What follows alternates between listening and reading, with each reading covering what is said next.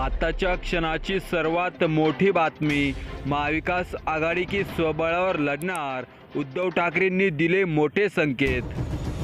दरम्यान लोकसभा निवडणुकीनंतर महाविकास आघाडीतील तीनही पक्षांचा बोलबाला सुरू झाला। त्यामुळेच काँग्रेस पाठोपाठ आता उद्धव ठाकरेंनी देखील यावेळेस महाविकास आघाडी की स्वबळावर लढणार या प्रश्नावर हिरवा सिग्नल देऊन कामाला लागा। यावेळेस 288 विधानसभा मतदारसंघावर उभाटा गट उमेदवार देणार असे जाहीर विधान केले। 48 पैकी तब्बल 31 जागा मिळवत महाविकास आघाडीने दमदार कामगिरी करत संपूर्ण महायुतीला हलवून टाकले आणि त्यानंतर तीनही पक्षांकडून स्वबळाचा नारा देण्यास सुरुवात झाली। मित्रांनो, उद्धव ठाकरेंनी संपूर्ण राज्यभर उमेदवार देणार असे वक्तव्य केले। काय वाटतं तुम्हाला? विधानसभा निवडणुकीत ठाकरेंचा स्वतंत्र नारा महायुतीच्या किती आमदारांना याचा फटका बसणार?